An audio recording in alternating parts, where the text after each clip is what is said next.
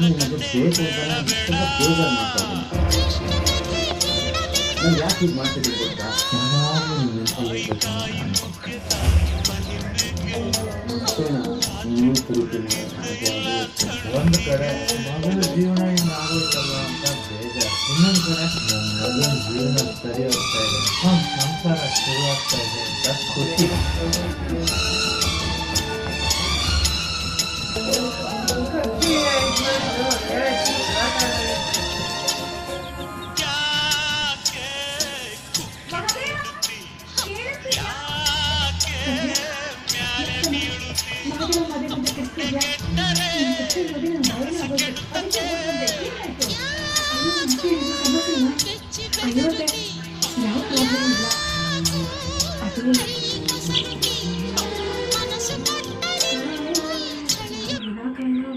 ಮಹಾದೇವ್ ಮೇಲೆ ಅನುಮಾನ ಪಟ್ಬಿಟ್ಟ.